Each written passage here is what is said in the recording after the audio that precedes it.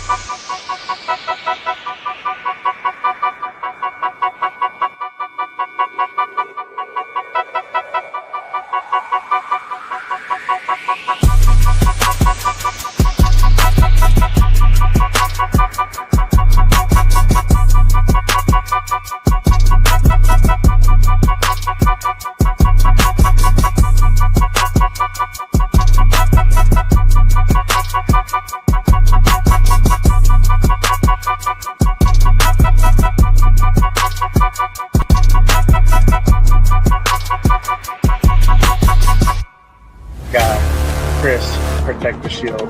Good morning, brother. How you doing? Guy, lunatic Raider, Raider Legions, what is What? good? We on? We on? Oh, Hey! we are. None other than Mr. Fitz, bringing none other than our guy, Joe Morley, bring out none other than the Violator, Wayne Marbury, bring out none other than the notorious Special Guest.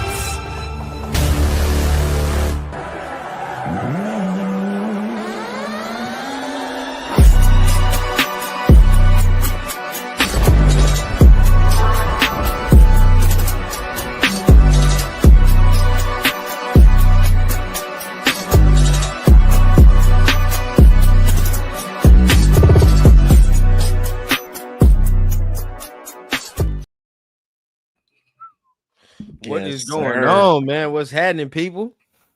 Salute, salute. Good morning, everyone. Beautiful Saturday morning. Wherever you guys be out, I hope it's beautiful.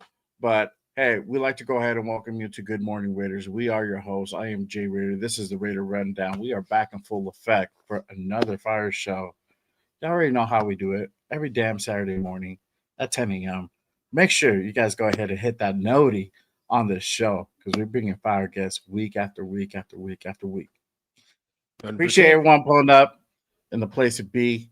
Uh, we have a really good show lined up for you guys.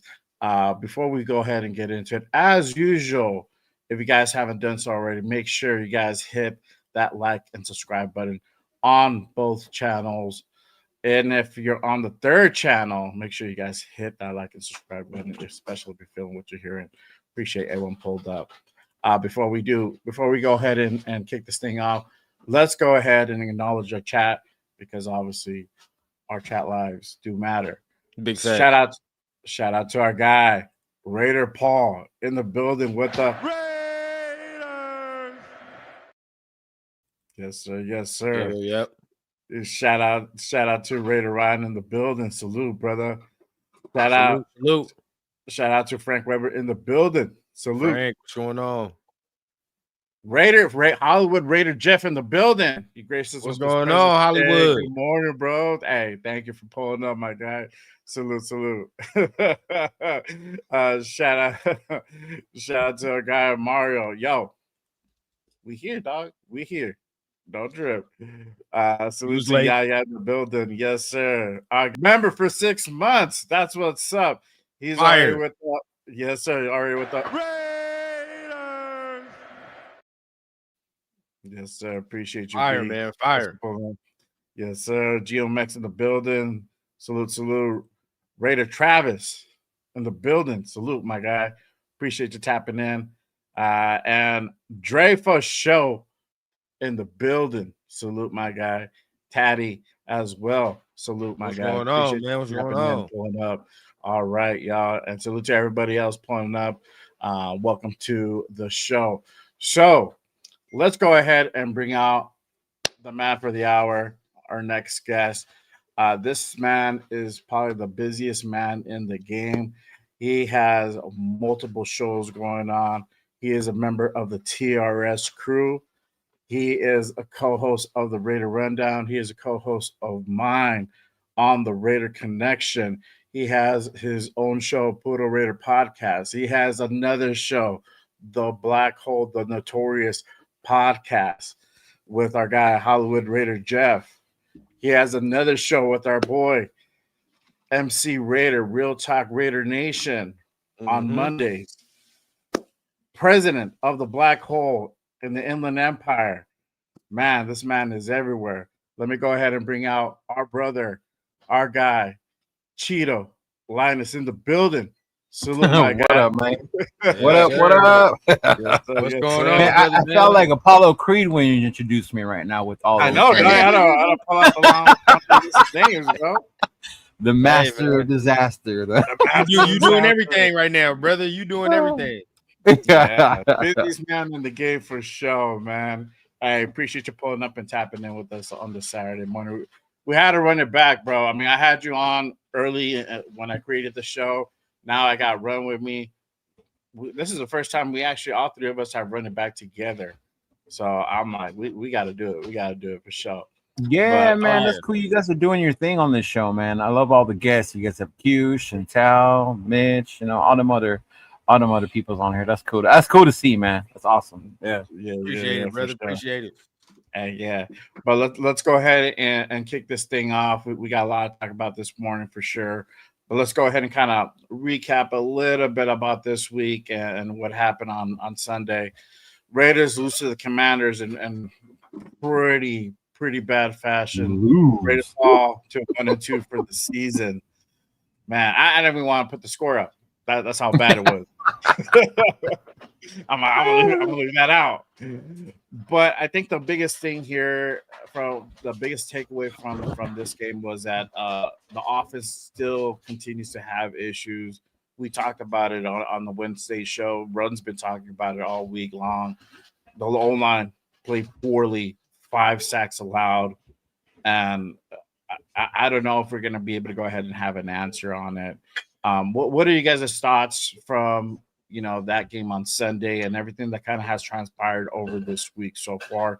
I'm gonna start with you, Leo. What are your thoughts? Honestly, bro, as much as how bad they look, to me, this falls on coaching and not being prepared. Because it wasn't just the O-line; it was like on all levels. From the beginning with the special teams, from allowing the punt return, the defense allowing that many yards in the first half rushing. That was insane, bro. How many yards they gave up rushing? Not being ready for Mariota when you knew he wasn't the best thrower, so you knew he was going to run, but you can tell that they weren't ready for that. That run option they was running, and just how bad the offensive line is looking and how slow our offense is looking is. I think it's frustrating because to us it's like, here we go again. Where's this offense we were expecting, and you don't see it. So it's frustrating to see that lack of effort out there. So hopefully they get it together this week, being here at home, in Vegas against the Bears. Yeah, for sure. What about you, Run? What are your thoughts on Sunday's game and everything so far up to this point? Man, I was feeling good before the stream started, and then we just brought up this topic, and now my mood is back fucked again. So there's that. Bring it back to reality. Yeah, now my mood is off again. But I will say, I tried to purge it from my mind, but Leo's 100% correct, bro. I mean, even Pete, you can hear it in Pete and how he's talking, right? Like, oh, we didn't hit, all these excuses. You know what I mean? We didn't hit. They had all these days of rest. They had this, they had that. Just fancier words to tell me that y'all as a coaching staff were not prepared to go and play this game. That's all that is. You know what I mean? To tell us that coaching staff didn't do their jobs correctly. But okay, we'll see if that transpires again this week, which I don't think it will. I would expect the coaching staff to have it ready. At the same time, though, you do sit there and say, players play the game, right? Players play the game. And at the same time, yes, the coaching staff cannot be doing their job, but there's only so much 74 Carroll can do when you getting your ass whooped physically. So it's like, you know what I mean? Like at the same time, Mhm. yes, I do think coaching was a factor, but then there's some dudes on Sunday. I mean, shit, even the announcer made it a point to say it multiple times. This D line is punking this O line. They're dominating. They're dominating. Dog, he said it multiple times. And I'm not just going by the announcer, but it's like when announcers go to that length to be like, yeah, dog, they're getting their ass whooped out here. Then you know, Yeah. you know what Yeah, time it yeah. is, bro. Bad. Like, Bro, you you know not what time lying. it is. Like, so it's like, you know, this week I want us to show up. At the same time, I think the coaching staff will come back and they'll be a little more prepared. But at the same time, the players, are they going to be more prepared physically to come out here and accept that challenge is what I want to see as well. Yeah, you're right. 100%, 100%. And I got some clips from some of the pressers that were done earlier this week, and we'll go ahead and get into that really quick. Shout out to my guy Wasted Talent in the building. Appreciate up, you, brother? pulling up, my guy. Salute, Salute. brother. Appreciate. I need to the get tap on in. that X stream like y'all. I might have I to know. I ain't on it. cut some other stuff and then start paying for that X subscription. Hey, Yeah, I'm not yeah. on the Elon bucks, Cheeto. So don't look at me, bro. Don't look at me. Hey, I just But went I back to will- work, dog. So I got some preach coming in again. I gotta go ahead and try it. But hey, he makes up a great point. By the way, man, I love his show. Love his show for sure. Yeah, But, make sure you tap into our brother Wasted Talent, Raider Nation. Man, Unlimited show. that's perfect. Exactly. this 4 is and 3 fact. team without depth. 100% truth. A lot of people, a lot of fans don't want to accept this yet. But Yeah. this was being said in the offseason and all the extra, bro. Like this team don't have all that depth. We're top heavy. You know what I mean? All our talent is in the starting areas. And if our starters ain't playing well, you know what I mean? Well, there we go. Didn't we have a state of the nation where we said we're playing on a lot of what ifs? Yeah. And funny enough, we thought like it was gonna be on the defense. We was like, oh, Right. The Yeah. defense, I'm not even actually from last week. I don't know about y'all, but I'm not super mad at the defense. I think like a lot of things can be corrected as far as like not tackling, you know what I mean, wrapping up and shit. Just a little bit more effort. Offensively is where I'm a little bit more scared, but we'll see. Yeah, Yeah. for sure. I'm gonna go ahead and go into this part because obviously, you know, I think probably one of the biggest issues from Sunday's game was obviously the offensive line. You know, the O-line played poorly and they gave up 5 sacks. And then we struggled on the run game as well. So the media this week has been a little bit more proactive, or a little, you could say a little bit more aggressive on some of the questions that is being asked to Chip, to Pete, because this is literally what everybody has been talking about. So he was asked earlier this week on why he chose, what was the whole reasoning behind him choosing Jordan Meredith. I'm going to go ahead and play a little clip of that. Let me go ahead and pull that up. Give me this. All right, here we go. All right. So I'm going to go ahead and pull this up. This is from this week's presser. Here we go.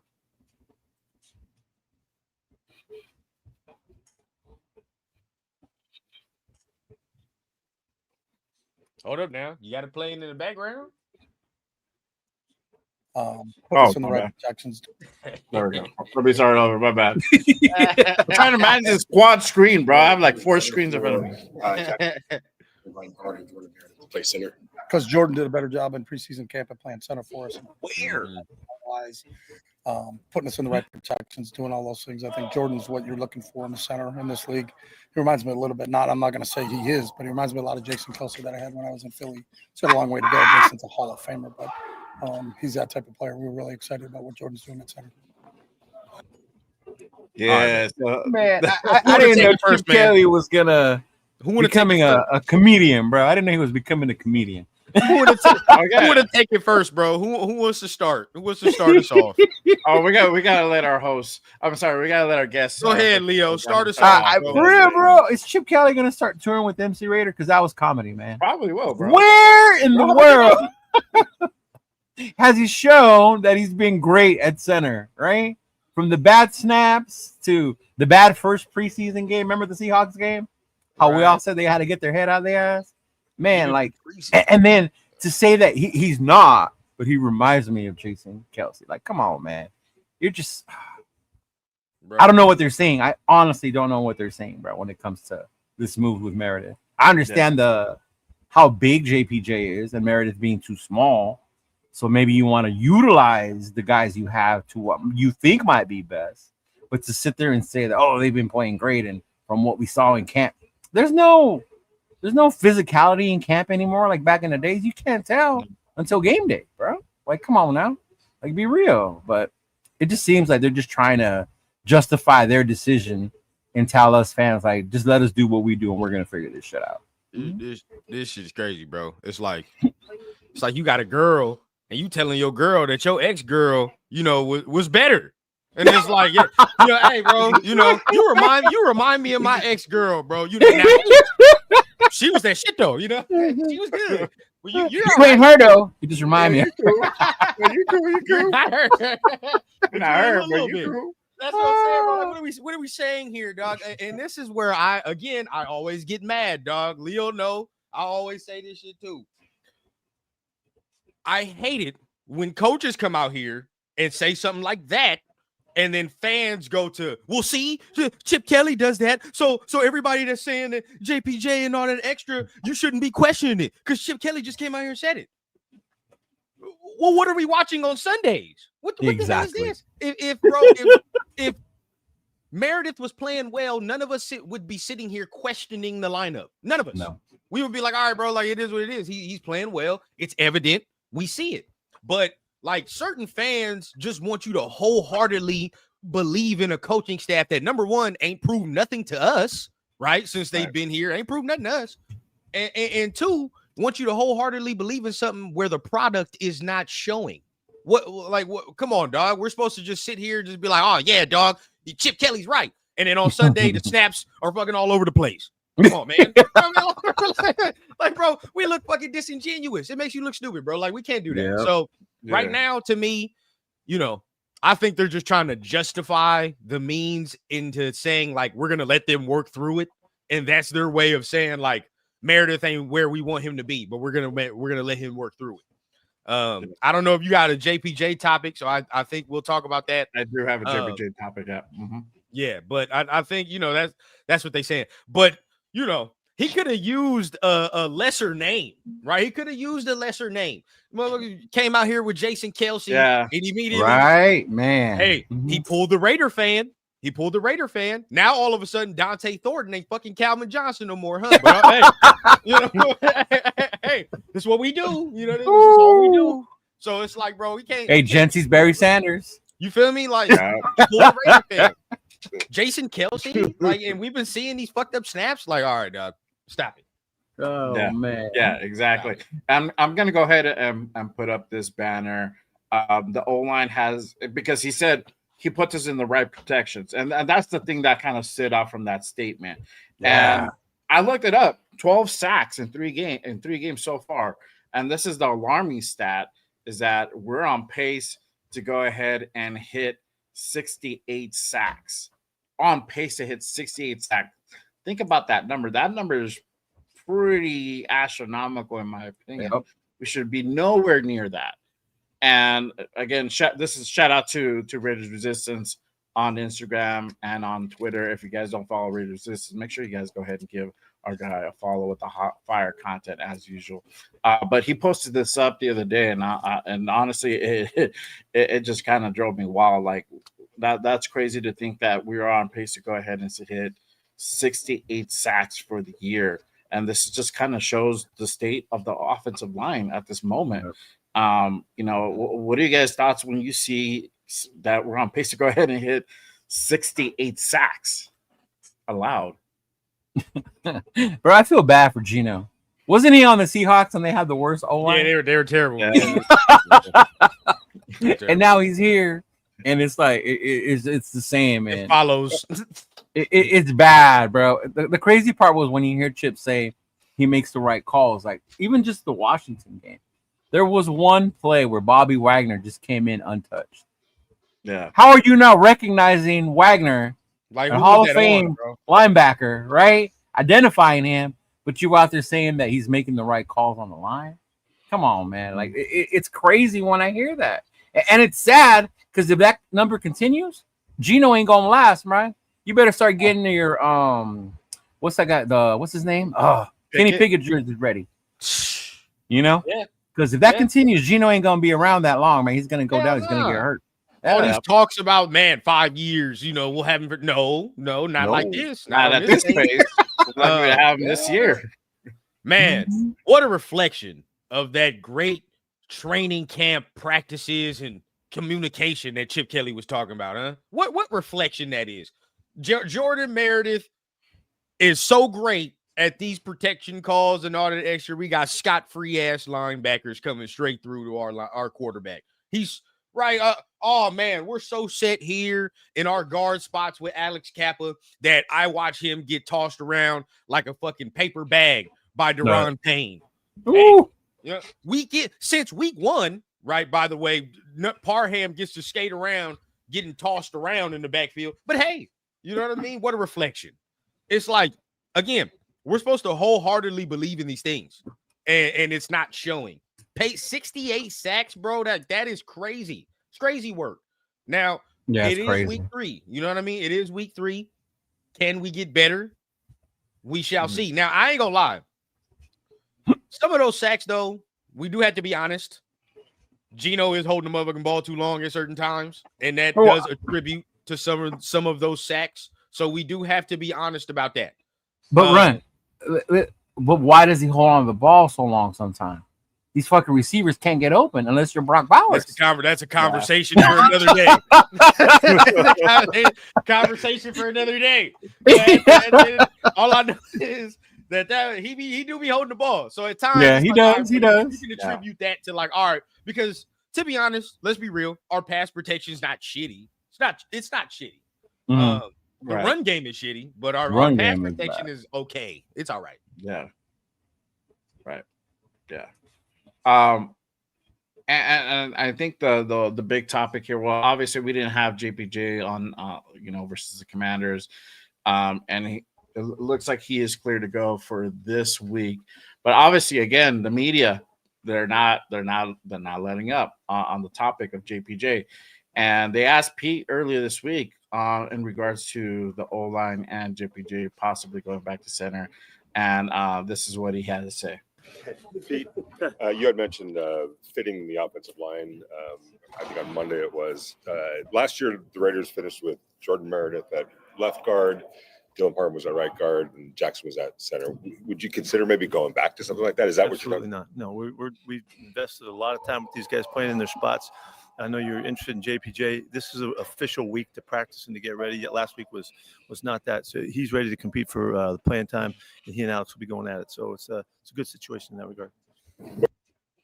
Yeah. So they're absolutely not. That was Pete's response to going back to having JPJ go back to center. And when you hear that, what are you thinking? Because we've seen what JPJ can do at center. There's been things out there that basically criticize his technique. That could have been a possibility why he got floated to right guard. As far as calling the protections, that's another example as well. But when you hear that, if that's something he's willing to go ahead and consider to putting him back or having that lineup from what we had last year that actually worked better, when you hear absolutely not, what comes across your mind? Man, the arrogance of that dude. You ever help your pops and he just wants to do shit his way, and you found a whole easier way or better way, but he's always like, nah, we're gonna do it this way, and you're just like, whatever, man. You stuck in your old ways, old man. That's what that reminds me of, bro. Yeah, when you see that stuff, that's what that reminds me of. Y'all ain't telling me how to run my team. Y'all the fans, I'm gonna do it the way I want. I don't care what you guys saw, what the stats showed, about them playing better last year in that role. This is how I want to run it. And it's just wild, bro, when you hear stuff like that. And I hate believing in rumors and back stuff. There's other stuff more to it. But when stuff like this comes out, man, I'm waiting for the JPJ's been traded thing to drop one day, because they just want him out of here for whatever reason, Yeah. Yep. It's crazy to me, big dog. Yeah. That's kind of where I'm at, bro. Yeah, that's where I said the stubbornness, the arrogance, and it's I again, if it starts working out, then yeah, you look good. But right now, it's not working out. You know what I mean? And Yeah. that what makes me so mad is that when we drafted, or not drafted, but when we hired Pete, you know, a lot of the talk was this is a coach that was willing to go outside the box, willing to do other things. You know what I mean? And that's why it's so frustrating, because right now he's already closing himself off. You know what I mean? And I always revert back to fans and shit, because at the same time, bro, like, we've been terrible, and that is the team. But as fans, bro, we have fallen into mediocrity traps and just fallen into bullshit traps. That's why I'm glad we do our thing, man. It's time to start calling shit out. We got to change our mindsets as fan base, right? Now, all of a sudden, you know, there's going to be people that tell you, oh, man, well, JPJ's got to compete. And he hasn't been good in training camp and blah, blah, blah. They're just going to parrot shit that they've heard and, you know, from the coaches and all the extras. Right. If that was the case and Pete was really on the competition shit that he was on, why is Dylan Parham still playing? Woo! Why the fuck is Dylan Parham still playing then, if that's the case? It makes no sense, because he's been the worst one, right? If that's how it's supposed to be, didn't we hear that Pete don't have no fear in playing rookies and all that extra shit? We still have not seen or sniffed Caleb Rogers at all. Yeah. But we're supposed to believe that this competition shit is across the board. It's not. Yeah. Let's just keep it a bean, bro. It's not. We playing politics right now, whatever it may be. But that's what's getting played. So if JPJ is going to, you know, get out here, I think the coaching staff understands that he brings the aggressiveness now. Hopefully, that's what they understand. But yeah. Let's not sit here and act like, oh man, Pete knows what he's doing. Is competition shit across the board, because if it was, then the people who are really struggling, we'd be switching them in and out and actually making that concerted effort to be like, oh no, dog, you're not playing well. I'm gonna switch somebody in there that will. But we're not. Exactly. We're not. I'm going to highlight this comment from our guy Wasted. He said, it's crazy to think they don't play rookies as well. Why not? Caleb Rogers, Charles Grant, like the line doesn't respond. It's time to get these guys on the field. I agree on that part on Caleb. Charles Grant, I think he needs a little bit more time, but on Caleb Rogers, especially if we're going to continue on this trend and there's not any progress, why not test out the rookie? You know, give him a shot. Let's see what he's made of. This happened last year with DJ Glaze, and DJ Glaze responded well. Now he's regressing this year. He's struggling this year.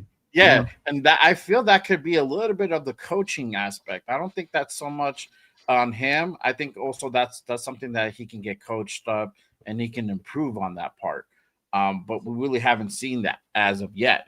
Hopefully that gets turned around in tomorrow's game. But as of right now, it looks like dog shit. It really does. And this is a bad thing. There's no real answer for his position. Who else are you going to put in there? Forsyth? That looks even worse. That's scary. No, you can't put him. If Gino's scared now, you throw Forsyth out there, he's going to be even more scared. Yeah. And what's his name's not ready, bro. Charles Grant's not ready. You throw him out there against and neither's Tassi. I know we like Tassi. He's big, but he's not ready. Nah, bro. Yeah. No, he's not ready to go against some of these guys that we go against, bro. Imagine putting his ass out there against Jeffrey Simmons. Yeah. No, sir. Now, I will say this. As far as like raw power, he'd probably be better than what we getting from Parham. But right. Technique, he probably going to get his ass whipped by more experienced DTs in the league. Yeah, for sure. I'm gonna go ahead and bring up this part because we did talk about the struggles in the run game. And Chip, again, go back to our buddy Chip. He was asked about the O-line struggles on the run game, and this is kind of what he had to say in regards to the run game currently for the Raiders. There we go. Hang on one second. There we go.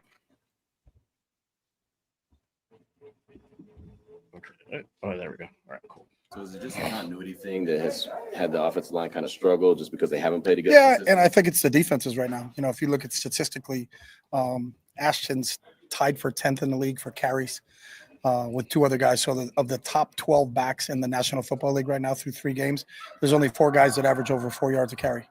So Jonathan Taylor, Kyron Williams, Bijan Robinson. And there's one more, and Cook from Buffalo.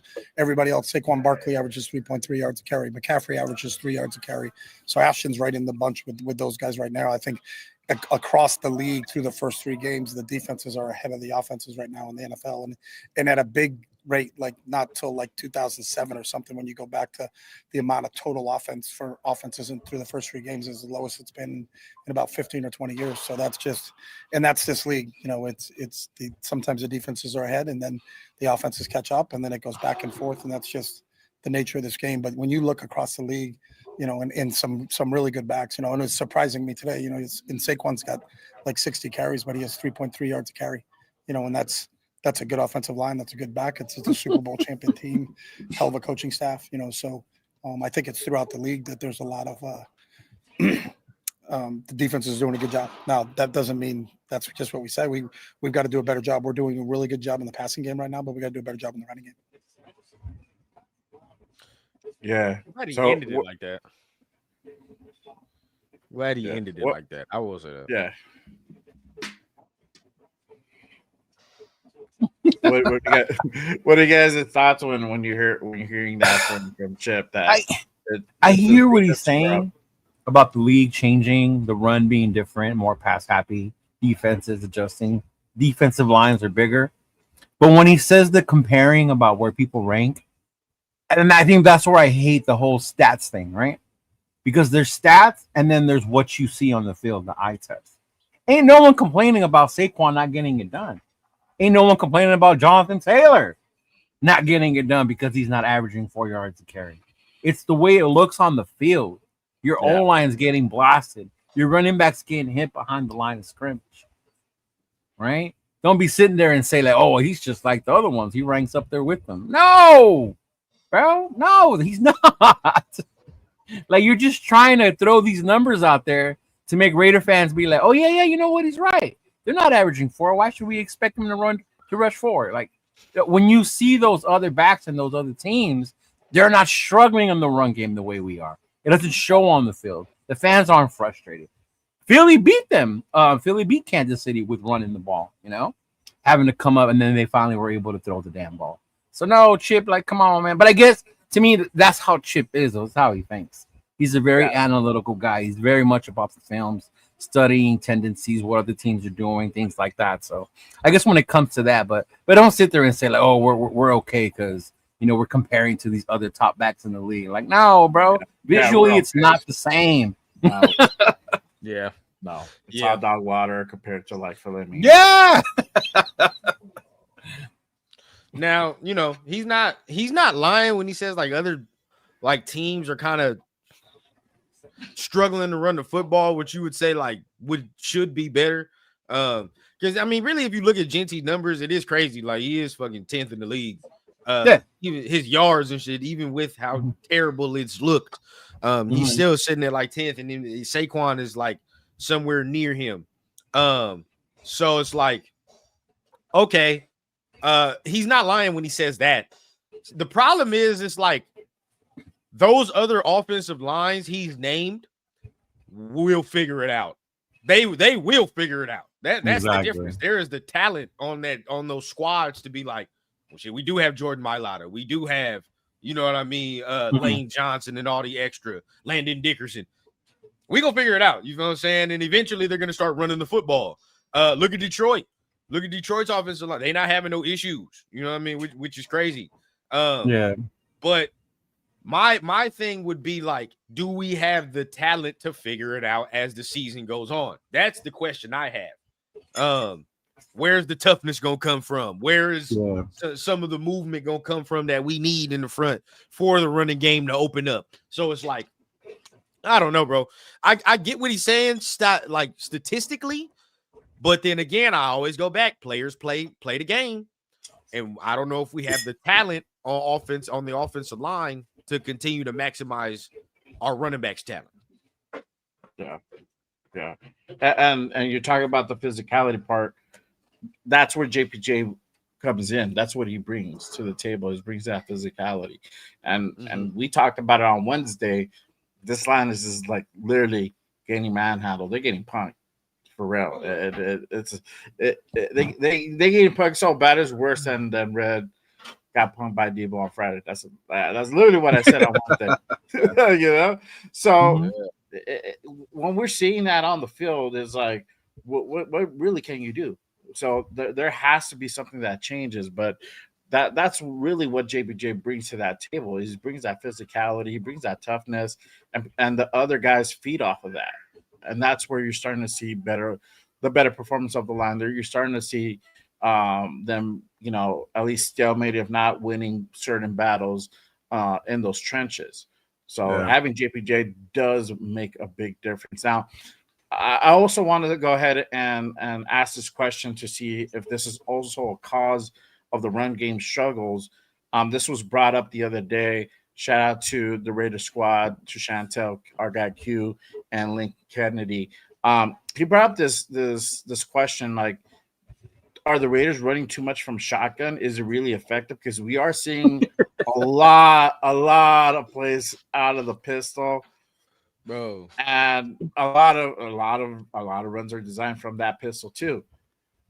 Is this a probable reason why that we're having such an issue on the run game? I'm gonna go ahead and play that clip from the Raider Squad show from earlier this week. Make sure you guys go ahead and tap in if you guys are not. Hold on real quick before you play the clip. Yeah. Just to what Ron was saying about, you got to have the players. Like, that's why Philly will get it together. That's why the other teams, because they have the players. And you brought it up too, right? Like, about our O-line looking like they got their ass kicked by Debo. Yeah. And I told you guys the other day, like, people talk about having the right players, the X's and O's. We don't have X's and O's, dog. I told you, we got P's and Q's.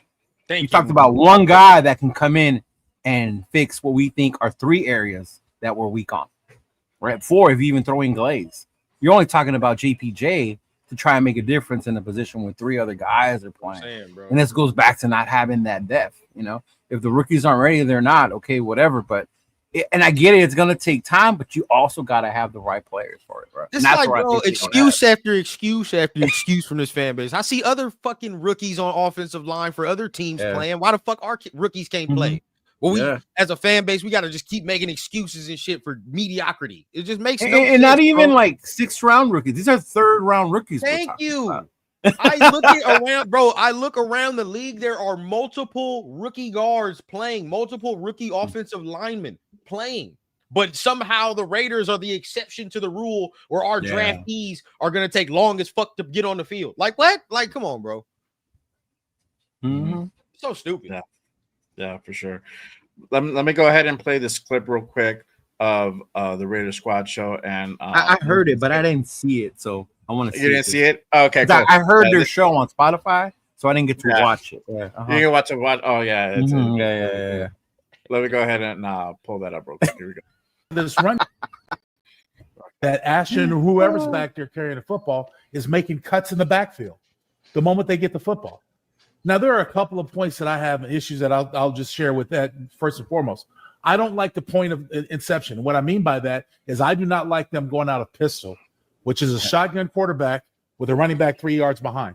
The reason why is now with that running back 3 yards behind the quarterback who's set at 5 yards of shotgun, that puts you 8 yards off of the line of scrimmage. You have 8 yards that you have to catch up before you get to the line of scrimmage. There are so many things that can happen.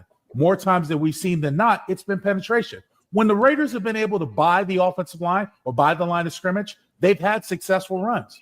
But when they've had penetration, or when you had running backs, the moment they get the handoff, having to make the cut, making a guy miss here, making a guy miss there, for whatever, miscommunication, guys shooting the gaps, penetration, however you want to break it down, it does not work. This is not a physical team yet. Dog, hey, all right. I was waiting to the end. You were waiting for him to add that last part? Yes. Because look, I love Lincoln, and when it comes to O-line play, I defer, right? Because hey, it is what it is. When it comes to O-line play, he knows more than me. But I will say this though. If we were averaging about 5 yards a carry, you think anybody gives a fuck if we running out of shotgun or not? No. Because we're actually doing the job. I know why he's saying that. The reason Lincoln is for real saying that, and it's all encapsulated at the end of the sentence. We're not tough. We don't have the guys to be able to run the shotgun and pistol and all the extra shit. Notice he said, yeah, because the running back's 8 yards. He's saying that because he wants Genty to get the ball as quick as possible before Parham get his ass whooped or somebody else get their ass whooped in the backfield. That's why he's saying that. He's not saying that because Chip don't know what he's calling or whatever. No, it's because our O-line gets their ass whooped so quickly that there is no way a running back from 8 yards will be able to do anything. So he's saying, hey, let's shorten it up maybe 5-4 so Genty can get the ball quicker and maybe find a hole quicker before that shit closes up at light warp speed. So to me, that's what he's saying. Yeah. Yeah, I got the same that Rundown was saying from that. One, the physicality. Link pointed it out. We're not physical. We're soft as poop. Right? And then the other one is for that very reason. Think about how fast they're already getting to there, and they're 8 yards behind. So he wants them up closer so that you give Genty more time to be able just to get to the line before they get to him to be able to make something of it. Yeah. Like that's the thing he's trying to say. Like, give Genty time to get to the line first. Let him figure it out instead of them already coming to him, and then he's got to worry about it, man. Like to that point, like real quick, one of my favorite people was in the chat, man. I ain't seen him in so long. It's so crazy, man. One of my favorite people was up in here. How you doing, Money? What's going on with you, Chet?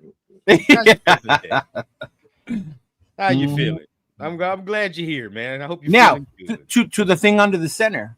Remember, Meredith is new at center. He already struggles hiking the ball from the shotgun. Can this guy get it to the quarterback under center? Man, you could ask any center. It ain't no easy task, bro. Well, shit, it's got to be better than what we see in these shotgun snaps. Right. Again, bro. Hey, my boy, you better call my boy Gino Roger Federer the way he all over the field. You got to look around and do that, bro. No, I did not, Money. No, I did not. You just ain't showing up, man. I've been waiting for you. I've been waiting for you. Ever since Zamir White been rotating in with Genty, I've been waiting to see what you've been saying, Money. Yeah. Mm-hmm. Yeah. But no, I totally agree as far as what Rundown is saying, and that's the reason why he's saying that Lincoln is saying that is because our tackles are getting beat. But that's plain. That's basically plain and simple what that means. And you have a better success if you're running out of center as opposed to shotgun. You would hope that they have. You would hope, but with this offensive they're still line, gonna get their asses blown up. They're still gonna get their asses blown. But Genty has a better shot because you're not. He's not having to go ahead and be back like almost 8 yards and run up to the line. He's about 3 yards away, and then he can go ahead and just find his hole and make the cut after he crosses the line, right? Or he makes the cut before he goes, whatever holes he's gonna go into. And that's the thing behind it. Now, there's a stat, I forgot what the actual stat was, but I think it was when we talked to Murph last week, shout out to Murph from Raider Fan Radio. He we're like negative 0.1 and yards for Ashton Genty. So meaning he gets tackled or he gets hit behind the line of scrimmage before he makes any type of positive yardage. And we see that. We see like these big runs, and then the next play when they go ahead and try to go back to Genty, he gets hit, and it's a loss for 3, a loss for 4, and that kind of negates those big runs. So essentially a 10-yard run for a first down, and then the next play to go back to him, try to duplicate that or try to get some positive yards. He gets hit in the backfield, and it's a loss for 4, and that kind of negates that. So we're seeing that time and time again, and that's the reason why you have Lincoln Kenny go out there like, hey, you're going to have better success if you're running behind center as opposed to shotgun. You're having to eliminate him, trying to go ahead and hit that line of scrimmage, and the edges have a shorter window for them to go ahead and penetrate the line. That's really kind of the reason behind that. Let me kind of go into this tomorrow's game. We got this Bears team coming up tomorrow, this Sunday, week 4 preview. Let me go ahead and pull up the injury report really quick. and Big talk Mike is about out, that. right? Mm-hmm. Big Mike He's is done. out. We knew Yeah, that. he's on. We knew that. He's on. Yeah, poor guy. He's on concussion protocol. So no, don't make Mike tomorrow. I got. I'm cool with what's his name? Ian Thomas. Ian Thomas can block, so I'm not mad at it. You know, that'll be okay. Maybe it'll help in the run game a little bit too, because he's a little bigger body. I don't know if he can run routes like Mayer, but we'll see. Yeah. Yeah, I don't know about the routes, but he definitely can block. Yeah. Yeah. God damn that Notre Dame game. He whooping ass. Yeah. I'm waiting for On Six to join the chat and talk shit like he always does. So. I'm waiting. I'm gonna ask the chat a question at the end, man. Hey, when do we start getting in mock draft territory? At what point? Like, what point is acceptable? I'm not saying I'm. You know what, Ryan? I think by the bye week, where we're at, how we look, we'll know by the bye week because that's after the Chiefs game, week. right? Yeah, it is. Actually. Yeah, it is. After the Chiefs game, we'll know, bro. Okay. Yeah. All right. I hope not. That shit was depressing last year, bro. We did 8 weeks of mock drafts. Like, that's fucked off. Yeah. I don't know about mock drafts, but we could definitely start our scouting reports. Oh shit. Oh yeah. The scouting is happening. Yeah. This thing doesn't want to pull up the injury report. I don't know if you could try to pull it up. I think I've seen some of it off the top of my head though. Yeah. They do have three main guys out. You know, obviously they have Jalen Johnson out. That's one. But Grady Jarrett on their defensive line, huge, right? Big for them. There we go. I got it now. Grady's on there? Grady Jarrett is not playing. So that's huge. That is huge. He's one of those guys that would help on their run defense. And even so, their run defense is not strong. So right. You know what I mean? So that works. And then also TJ Edwards, I believe, which is another huge one. That's another big one as far as their linebackers in the run game. And him coming downhill. Now, they do have Tremaine Edmonds, right? Which I personally think they gonna put him on Brock. And he can stay with Brock. I'm not. He gonna can. lie. He got the athletic. Yeah, he's athletic enough to stay with Brock, dog. Yeah. Which means who's gonna win on the outside? That's the question. Right. That's what I have right now. I want to see. Yep. But you have we only have a lot of, and the Bears got a bunch, bro. Mm-hmm. They have a lot of dudes that are banged up. We're not that injured. We're not that injured. Yeah, it's literally just thank goodness because we're not that deep anyway. No big shit, big facts. Which is also scary. Our starters are getting their ass whooped like this, so it's also scary. DCAM, huh? Okay. DCAM's questionable. I'm worried about Odunze, bro, and DJ Moore. I'm not gonna lie to you. I'm gonna be honest with you, bro. I like the matchup of him and Porter. Odunze, I think because Odunze's a big body, you know what I mean? Like I kind of like that matchup, and I think Porter's faster than Odunze too. Mm-hmm. So I do kind of like that little matchup right there as far as body positioning. Now, as far as DJ Moore, I'm not putting him on Porter. I'm not doing that. I think that's for Stokes. Stokes got to go ahead and fuck with that over there. Yeah. And see how that works. Now, the player I am scared of is Luther Burden. I'm scared of him because we ain't got no slot, bro. We ain't got no slot. Yeah. Nope. So far, it's been okay up there. Yeah, but he's got some quickness to him, and him versus Darnay Holmes or some shit is not a good matchup. It's not. So yeah, those safeties got to communicate once he gets past Holmes. Yeah. Mm-hmm. Yeah, bro. And our Oos ain't played well, man. He ain't played 2 weeks. I love him. Right, yeah. Call him out, but our Oos, he been struggling, bro. He been struggling. Yeah. Yep. The cool thing is that, like we said earlier, JPJ is going to be back versus the Bears, and we're going to see both, Jay. Yes, the rotation. Yes, like this is fucking high school. High school ball. High school ball. They asked Pete earlier. They asked Pete, I think it was yesterday. And yesterday, they've been asking all week long. Yeah, they've been asking all week long, but yesterday they asked him again, like, what's up with JPJ? And he seems a little bit annoyed, but this is kind of what I'm telling you, he's tired of us asking. And the crazy part is now even the media are starting to ask too, not Yeah. just the fans. Yeah. Yeah. I'll say this yeah, real quick so- for you, play, Jay. Yeah. I don't give a fuck how tired you are, Pete. We tired of losing. So get your shit together. Goddammit, and answer these questions. I don't give a damn about none of that, dog. You've been here for a couple months. We've been losing for 20 plus years. You goddamn right we're gonna ask these questions. Yeah, and this is the thing. Back in his day, like back when he was with the Seahawks, they didn't really have social media like this. Like, you had shit on Facebook. Instagram was barely coming alive, but you didn't have the way that social media is kind of really like has taken off in the last probably I don't know 5-6 years. So all this noise is like literally probably new to him. He's like, fuck this shit. I'm tired of hearing the same shit again. But you know what? This is what it is to be a coach for the Raiders. You when you fuck up and we're not doing good, you're gonna hear it.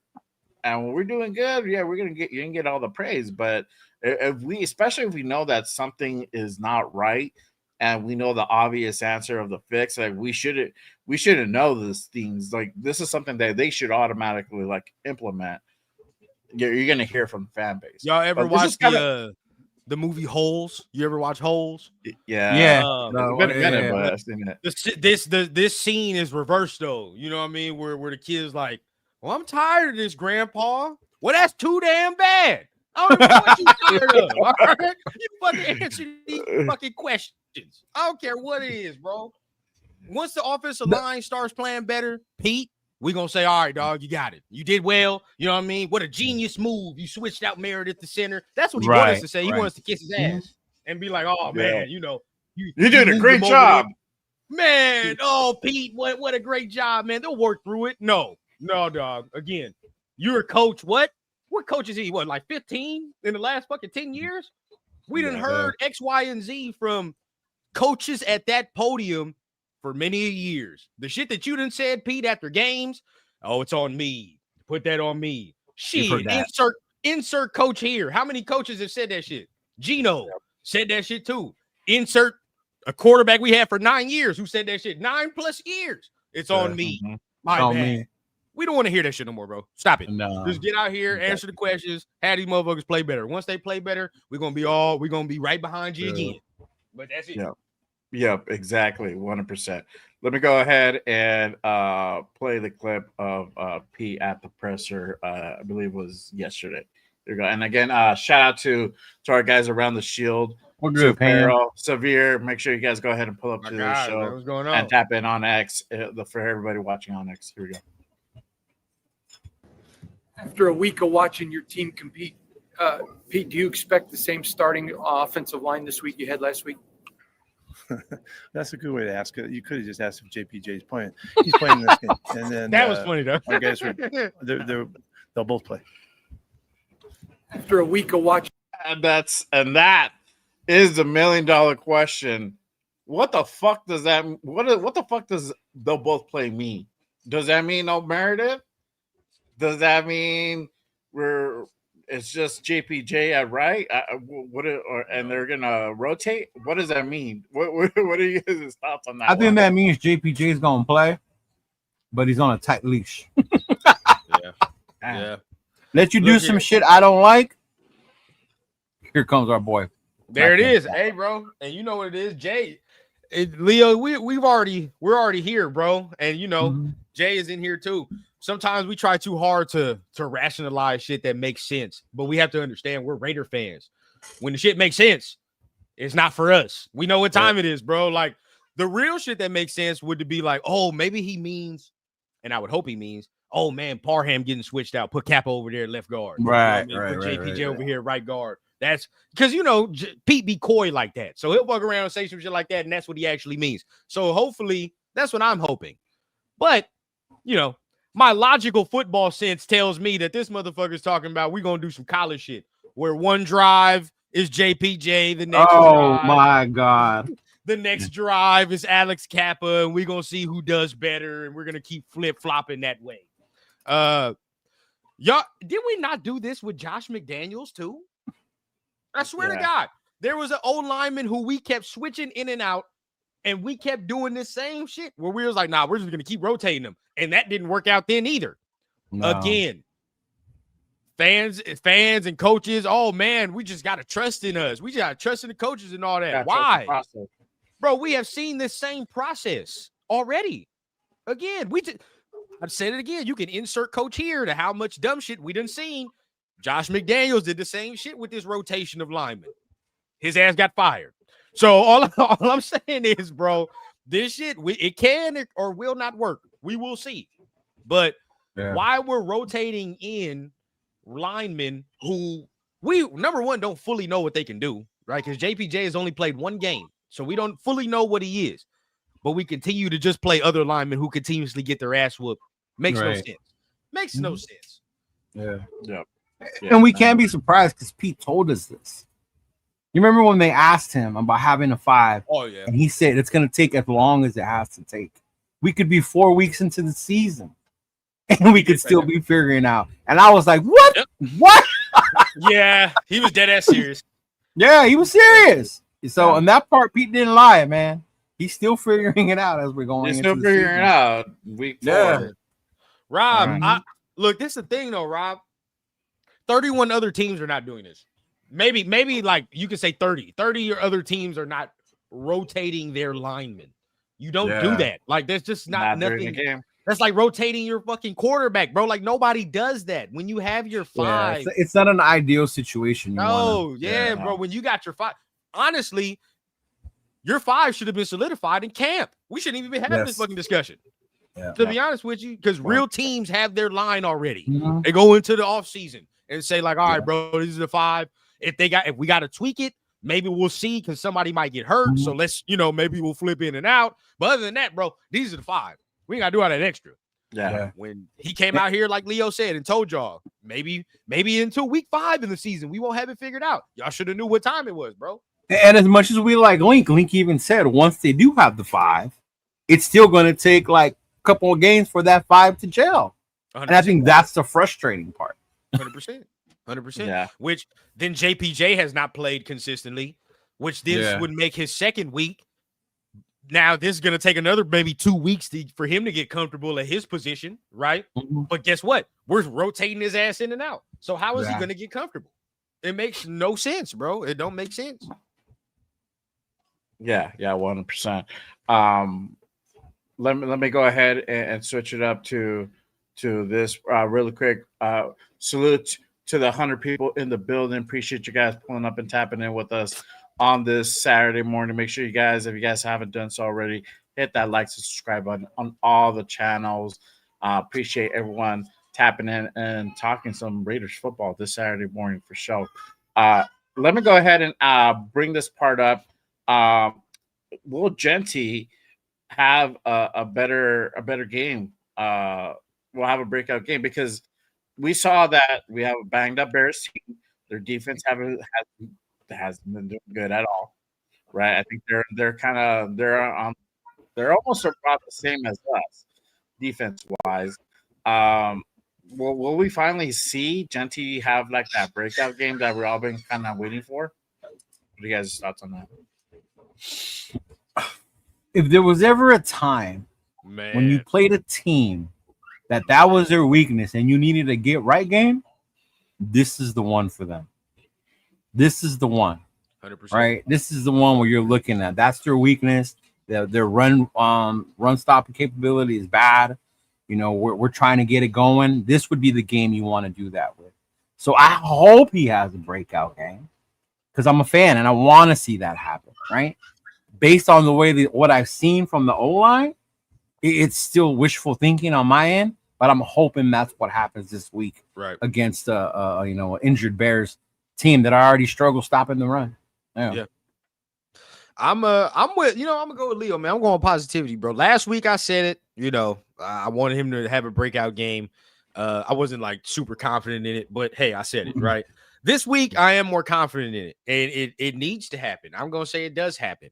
And the reason I say it needs to happen because if you don't have a good game running the football this week, I don't know in the future when you gonna have it. Because next week, that D-line ain't nothing to mess with. That ain't nothing to play around with as far as the Colts D-line. They have some guys on there, right? DeForest Buckner alone is somebody that'll make me shiver if on this offensive line. And then, right, even the game that I'm trying to sag with Leo, that Titans D line ain't nothing to mess with either.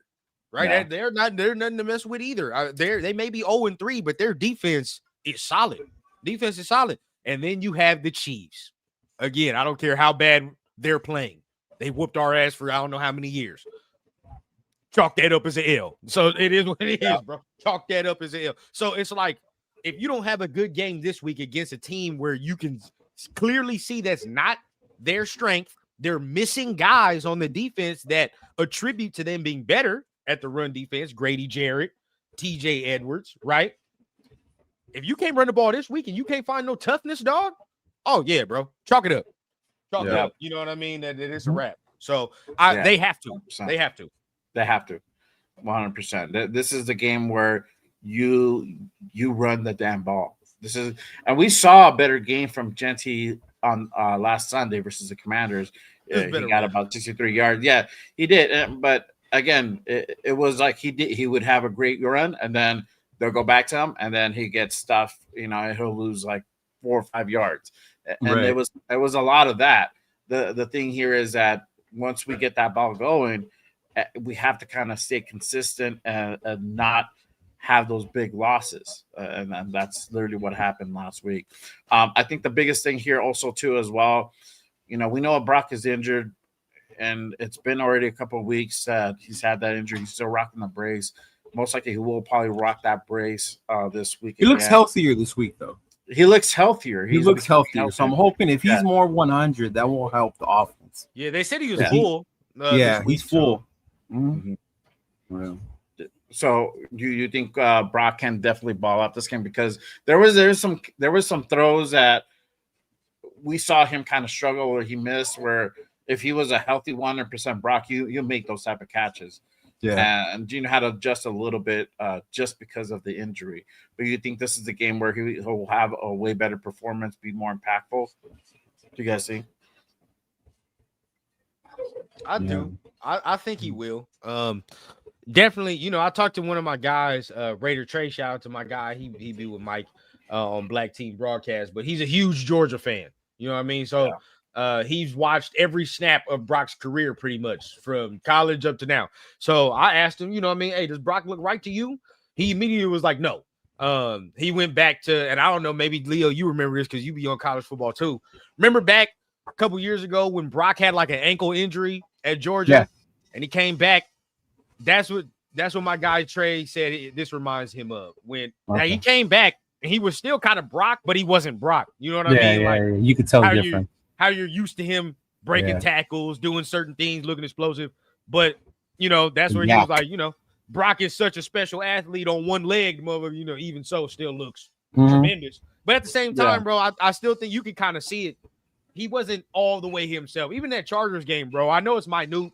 Other fans or other teams would be like, it's a regular football play. But I don't know if y'all remember when against the Chargers, he caught like a flat and Buddy tackled him one-on-one. Yeah.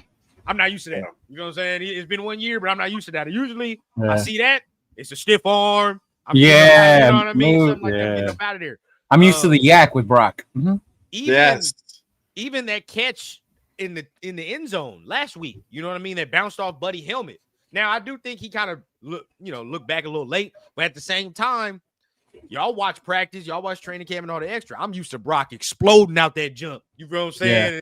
Like, boom, like, he's on your ass quick. You know what I mean? He's already damn near levitating off the air. You know what I mean? So it's like, I can tell he's not right. But this week, I think he would be. But then again, he's got a good little matchup, dog. That Tremaine Edmonds, telling y'all, bro, he's athletically good enough to fuck with Brock this week. He is. Yeah. So we got to have somebody who's going to win. And I hope you have his name for a topic, dog. I want 18 out there because Cheeto's here. I took him off. I took him off too. Damn. I want 18 out there. He needs to this week without Big Mike, though. Yeah. Put him out there, man. I want Besh. I want more of Besh, man. He had a nice little catch on the sidelines last week. You know what I mean? Him. Yeah. I know he's not Cheeto's favorite player, but Cheeto, you could admit this. He needs to play more than Thornton. He needs to be playing more than Thornton, bro. Yes. And especially right now with Big Mike out, you see, what I will say about Besh is his blocking. He is a nasty blocker. Very nasty. Woo! Man, And he's if we're trying to great run the ball, right? We're trying to run the Yeah. football. Mhm. Let's get him Yes. out there, bro. Let's get some. Now Yeah, Thornton yeah, does yeah. block. You know what I mean? I'm not gonna take that away from him. But as like to your point, bro, Besh. I mean, when he get his hands on you, dog, that Yeah, he's motherfucker's physical. bro. He's definitely So, physical. I Yeah. want his ass out there, man. This is gonna be a Mhm. physical game, bro. We need to instill some toughness. Yeah. Yeah, I think Brock can have a game. I mean, Brock is just unique, bro. He's a baller. He's one of those special type of players. You give him a little bit of space when he's healthy, he can make plays. It helps our offense too, knowing that weapon is there. You know, we get that run game going, you get Brock going, it's just gonna open it up for everyone else. And to what Rundown was saying, like, yeah, man, I want to see Besh out there, especially with Big Mike down. I know Ian Thomas can block things like that, but throw Besh in there some of those times. You know what? Line up behind the tight end, things like that. I'm a victim of it right now too, but we're not talking about my guy, bro. Had a game, Mr. Trey, big play Trey. You know what I mean? Big play Trey had him again, and I'm falling victim because we don't know yet. You know what I mean? Is that a breakout? Are we actually breaking out this year? But Leo know me. I was calling it from the beginning, bro. I fuck with Trey, man. That's my guy. That was the first thing I said in the group text when he scored. I run down, happy right now. That's my guy, bro. I'm hoping that he can, if he continues his ascension, we might be okay. We might be okay. Lecky's right though. Gino, dog. We taking all these 3-pointers, man. Take the layups, man. Yeah. Take the layups. Relax. Yeah. We ain't gotta. Yeah. We and might I want to have some ask white this question. Let us know. Yeah.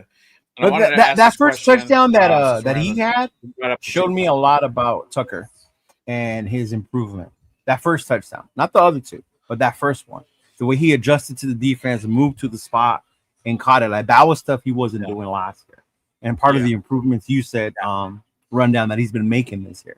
So seeing that one was great. And if you get a healthy Brock out there, right, you get the run game going, Tucker only adds to that arsenal because then they're less focused on it. It gives them more room, right? Another reason why we don't need Thornton out there all the time because Trey is going to be playing that well. He's got the speed. We don't need 2 speed dudes, right? We don't. We need other people who's going to run the routes. Yeah. Howard. I don't think we've had OJ Howard in a minute. What Howard? Bloody Raider. Shout out to Bloody Raider. No, I think our tight end 3 is practice squad guy, Runyon, I believe. I think it's Carter Runyon. Yeah, right now it's Brocky and Thomas, and pretty sure they're going to use Besh for that. Yeah. That'd be fire. Yeah. I like that. Yeah. So how do you guys think the Raiders are going to do versus the Bears defense? And I also want to ask this question. Do you think Gino's going to need to be more mobile in this game because of the struggles of the old line? What do you guys think? Their defense isn't all that great. You know what I mean? Even to the degree, like, I remember it's Dennis Allen. Dennis Allen is coaching this defense. You know what I mean? Now there's gonna be times he'll be successful, but we know it's vanilla. He's gonna do what he does. He's gonna blitz, a couple times. He's gonna maybe play that man coverage a couple times. You know what I mean? Try to get physical at the line of scrimmage.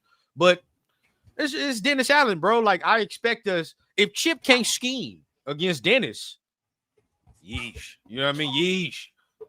Then what are we doing? You know, he's not even all that great. You know what I mean? We're not even gonna be able to survive in our fucking division if we can't scheme against Dennis Allen. So I definitely think Chip will have something nice and ready. Their corners are fucking hurt. So if we're not getting separation, I'm gonna start having some raised eyebrows at a couple players this game. If we're not getting separation on these corners, bro. Yeah. That's what I was saying. I'm gonna have some raised eyebrows, bro, and we'll see. Now, as far as the run game, bro, I really want to be confident in that, but it's too hard. It's a wait and see moment, bro. Wait and see. Yeah, because how they gonna show it physically? You know what I mean? Like if I see it from the first snap and we already getting blown the fuck back, DJ Glaze getting killed by Montez Sweat in the first couple snaps. All right, pack it on up. It's about to be a long goddamn 60 minutes, but if we start having some room and Genty not getting touched before he gets to the second level, okay. Now we working. Yeah. Honestly, the way I think we will do it, it depends if we're not playing catch up. There you go. If we're not playing catch up from the get go, we can set the tone. Like once we take the lead, we control the tempo. I think we'll be cool. So as much as how the offense is going to look against that defense, is how is our defense going to look against the Bears with Caleb and Ben Johnson? That to me is going to be the main thing. Were you impressed? Last week with the way they won the Bears. Yeah, were you impressed at their offense? I mean, I've been impressed with the Doomsday this year. But I guess with Caleb, like I knew that if the Cowboys weren't going to get to him, that's what's going to happen. Yeah, the Cowboys' defense is ass, is it not? Yeah, that's what I'm saying. Like, they're not having a good year. Yeah, it's bad. The Cowboys' defense is bad without Micah. And then they scored on a flea flicker and all this. Yeah, they scored a flea flicker, bro. Like I'm really watching this game, right? Because of course we got to play them this week, and they playing the Cowboys. So I'm watching. I'm like, dog, you got these motherfuckers is wide open. Like they got motherfuckers wide open, scot free, and I mean just all game. And I'm looking. I'm like, how do you fall on the flea flicker? Right, homie falls. He's looking at the run back there. He falls on the flea flicker. That's how the big play happened. But most of the times, bro, like it's dudes running scot free, wide open. So it's like, all right, bro. Like, how much of that is Dallas's defense being completely trash? You know what I mean? And then them actually scheming it. Yeah. But with the Bears, because it's Ben Johnson, he can scheme dudes open. The problem is, can Caleb see them? That's it. Can he get the ball? Yeah. You got to keep his ass in the pocket, bro. He can't be able to run around. He can't run around. Keep him in the pocket, pressure him. Even the D line, the two up front, if you can just get close to him, Caleb panics. He doesn't like being surrounded like that. This is a fact. This is a good question. I don't know if you want to save it for later, but talking about Spy Tech and how much is he responsible for the state of it going on right now? Well, it depends, bro. It depends how you want to look at it. Offensive, if you knew you were like the plan was to draft a running back in the first round, 6th overall, if that was really going to be a real idea, then he fucked off in free agency, bro. Like, yeah, he did. What are you doing? You know what I mean? What are you doing? If that's the case, bro, you got to upgrade the offensive line. Yeah, and we had chances to get Mekhi Becton. He was out there for a quick minute, and we literally slept on that, and he passed that up. That's the time where you go ahead and pull out the wallet. All right, cool. Let me go ahead and see and take that hit, but it's worth it because we got a premium running back. Now we're gonna go ahead and get the other part to that though, James. Like you got to remember where he went. If I'm that position, what team to me right now has the bigger upside? As a Raider fan, I'm always gonna say us, but the Chargers look a little better with a brighter future. For sure. If I'm trying to win and get paid. Yeah. But we didn't even put no bid. That's the next thing. That part, yeah. That's where it gets frustrating, right? Or even, you were so keen on these assets that you have, but the assets that we acquired as far as the O-line are not playing.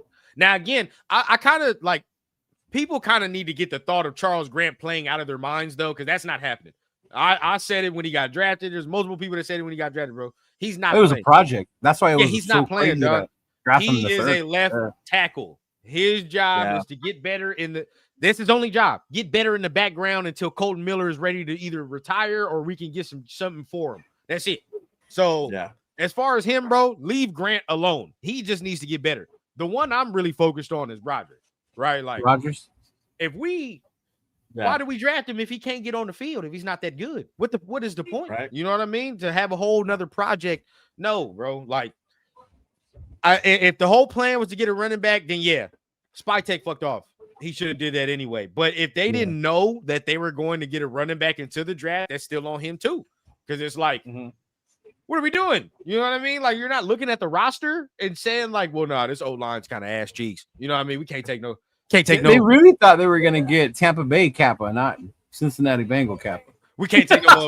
Like, that's where it's like, did y'all watch film? What did y'all watch, bro? Like, what the fuck film did you watch to think that this old line was gonna be good? It was good back then. Not even Yeah, last but year, bro. he had other linemen around him that were good too. Not even last year, bro. Last year Yeah. wasn't good for the O-line. At best, last year was mediocre. You know what I mean? For the O-line. And they translated that to be like, well, Genty could just make this mediocre ass O-line better than what it is. No, bro. Like that's the wrong way of thinking. So in retrospect, like again, I don't have a problem with Genty's talent, but in retrospect, I really do think honestly we should have probably went with a fucking O-lineman, to be honest. Like, oh yeah. And then got it in there. And I will die on this hill. If the story comes out, Rundown said it. I'll die on this hill. Cleveland took our actual pick. I'll die on it. Oh, Mason Graham? I'll die on it, bro. I don't care, dog. I will die on this hill. Yeah. Cleveland took who we were actually going to take. Because I think, remember the stories. They were already kind of fucked off with Christian Wilkins during the draft. Already they were like, all right, bro, like, you know what I mean? Something's weird going on in the background. I honestly think they would have took Mason Graham if he was there at 6. But, you know, I think Genty was the number 2, which they're like, all right, fuck it. You know what I mean? Genty's there. We'll take him. He falls in our lap. But I honestly think they probably would have did that. Yeah, they probably would have got Mason Graham. The Michigan ties, all the extra shit. You know what I mean? Like, There's definitely the good old boy, like we know each other type stuff going on. I'm telling you, I wouldn't have been mad at all. Look at the way them motherfuckers playing. 805, well, not 80, yeah, 805. I need a word, by the way. That motherfucker's playing well. I knew that when they signed Forsyth. Yeah. Like, what in your mind told you I'm going to bring this guy here because he's going to be an upgrade at any position we have? Yeah. Well, then Money Chuck does make a good point here. If you're not gonna play bench, then you probably should have got a motherfucker in the second round, right? And I think that was the frustration. I think there's a guy that's playing for Detroit right now that a lot of people liked. The Tate Ratliff, I believe. He got picked in the second round. I think could have got him, you know, but we chose a wide receiver that's not playing. So that's on our coaching staff, bro. If they're selling us this developmental potential shit. So it's on them to get these players good and get them right. Yeah. No. I get it. And I think that's the frustrating part, bro. When you see, and I don't know because we got so happy with our last draft. You know, like, oh, we got Brock. We hit on Brock. Oh, we hit on JPJ. Like, we finally drafted well. Oh, we got Genty. Cool. Our second rounder. Okay, big receiver. And then we ain't seen nothing from this. So it's like, oh, here we go. Yeah. Yeah, bro. Again, not playing, you know what I mean? Showing nothing. It's like nothing. Makes no sense, bro. Yeah. But let's talk a little bit about the other side of the ball. Are we finally going to see Kuntz come alive? And does Mac need to start faster in this game to really have success against Caleb and the Bears offense? And I think with that being said, our other linebackers are going to bounce back. And they had, I mean, and I say this because literally the defense gave up 200 yards rushing. 170 of that was in the first half, bro. Yep. Most of that was the goddamn long ass run we gave up. Yep. Oh, USC is losing. Oh shit, yeah, they're gonna lose. USC is gonna lose. They just gave us something. What's the score?